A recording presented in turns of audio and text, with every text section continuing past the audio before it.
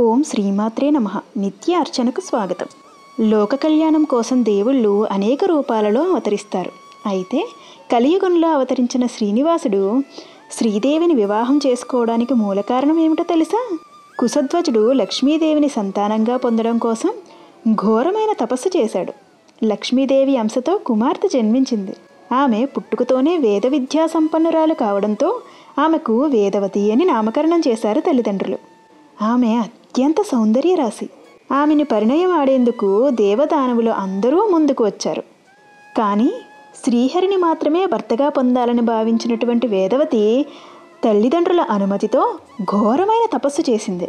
ఆమె తపస్సు చేస్తున్న సమయంలో అటుగా వచ్చిన రావణుడు ఆమె అందచందాలను చూసి వశుడైపోయాడు. ఆమెపై కలిగిన కోరికను వేదవతికి చెప్పాడు. అందుకామె శ్రీహరిని తప్ప వేరొకరిని భర్తగా ఊహించుకోలేనని ఖరాఖండిగా చెప్పేసింది.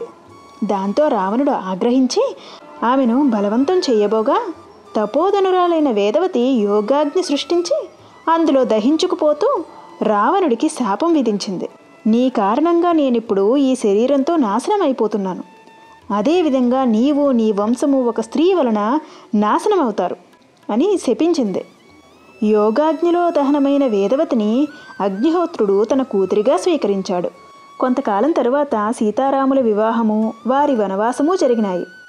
ఆ సమయంలో సీతాదేవిని భిక్షగాడి రూపంలో ఎత్తుకుపోతున్న రావణుణ్ణి అగ్నిహోత్రుడు అడ్డగిస్తాడు.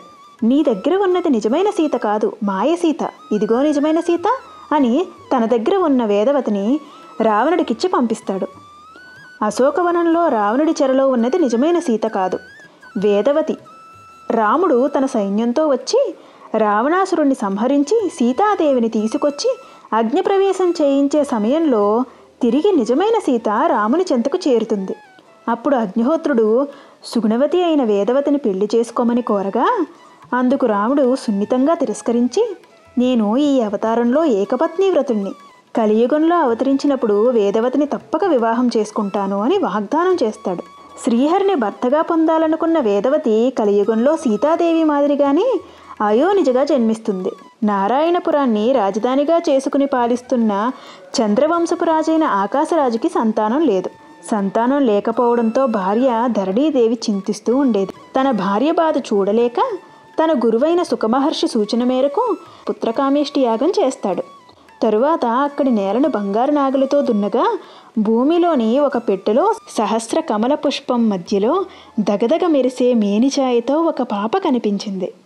ఇదంతా తన పూర్వజన్మ సుకృతంగా భావించిన ఆకాశరాజు పద్మంలో దొరికిన ఆ బిడ్డకు పద్మావతి అని పేరు పెట్టుకున్నాడు. అల్లారు ముద్దుగా పెంచసాగాడు. ఉద్యానవనంలో పద్మావతీదేవిని చూసిన శ్రీనివాసుడు ఆమె అందచందానికి దాసోహమై తనని మాత్రమే పెళ్లి చేసుకోవాలని భావిస్తాడు. ఆ విషయాన్ని తల్లి వకుళమాతకు చెప్పడంతో వాళ్ళిద్దరికీ వివాహం జరిపించింది వకుళమాత. వకుళమాతను తల్లిగా భావించి తన పెళ్లి పెత్తనం ఇవ్వడానికి కారణం లేకపోలేదు. ద్వాపర యుగంలో శ్రీకృష్ణుడిని పెంచిన తల్లి యశోద. ఆమంటే కన్నయ్యకు అమితమైన ప్రేమ. అదేవిధంగా కన్నయ్యను కూడా అమిత ప్రేమానురాగాలతో పెంచింది యశోద. ఒకనాడు కృష్ణయ్యతో యశోద, నాయనా, నీ వల్ల నేను ఎన్నో విధాలుగా ఆనందాన్ని పొందాను, కానీ ఒక్క లోటు మాత్రం ఉండిపోయిందిరా.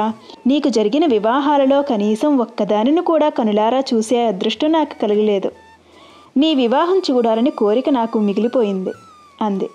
అందుకు కృష్ణుడు, కలియుగంలో నీ కోరిక తప్పక తీరుస్తాను తల్లి అని మాటిస్తాడు.